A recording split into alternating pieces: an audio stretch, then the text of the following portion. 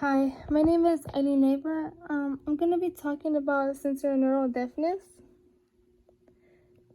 Sensorineural deafness, I apologize.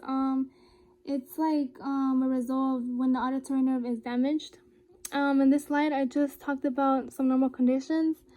The three major areas to the ear are the external ear, the middle ear, and the internal ear. The external ear is made of cartilage. The middle ear consists of ossicles, and these ossicles are three little bones that are inside the middle ear. And these ossicles are the incus, the malleus, and the stapes. The internal ear has three main divisions, and those three main divisions are the semicircular canals, the cochlea, and the vestibule. On this slide, I just continued my normal conditions. Basically, the ear is responsible for the balancing of movements and positions and stuff like that of our body. It's responsible for information and the hearing. Semicircular canals, cochlea, and vestibule, they all have a fluid that create nerve signals, as you can see in this image right here. This is the fluid from the vestibule making its way into the inner ear. Right here is the anatomy related to sensorineural deafness. The earwax is produced in the external ear, and this is also a form of a protection mechanism. The ossicles, as we talked about right now in our previous slide, are the incus, the malleus, and the stapes. They're responsible for the conduction of sound waves. The cochlea is responsible for the conversion of sound waves, and these sound waves become electric signals, and they signal the brain to keep us in balance. The vestibule and the semicircular canals, they also help in balance. The sensorineural deafness is led. It's basically an outcome of the damage from the inner ear. This damage can affect the way that the sound waves make its way into the inner ear. Sociology related to this disorder, sensorineural deafness is not necessarily a temporal thing. It's something that can be worked on, but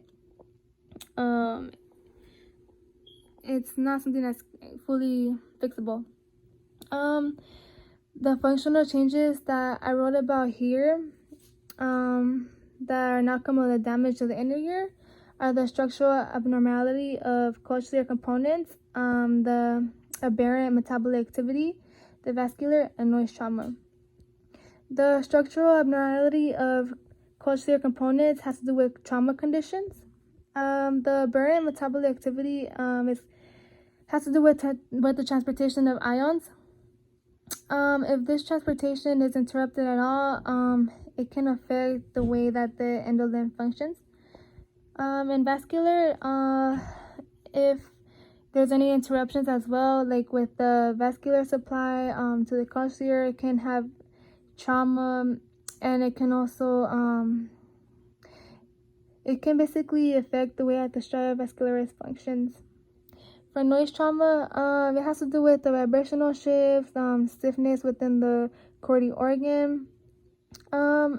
Here, when this happens, the hair cells stop depolarizing, and it can leave an impact on the hair cell bundles, and it changes the perilymph ion concentration.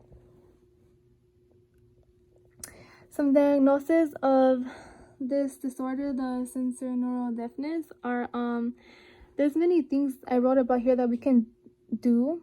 We can have a comprehensive hearing test. There's MRI scans, there's blood imbalance tests. You can also tell by some illnesses that happen. Inflammation might occur. Earwax buildup is a form of blockage, like it blocks.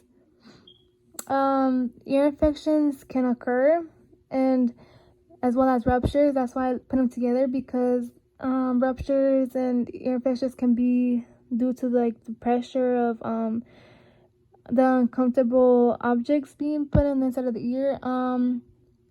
This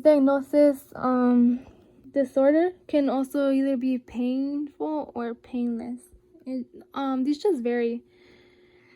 Some causes of this disorder or risk factors is the interference of ion water transport mechanism.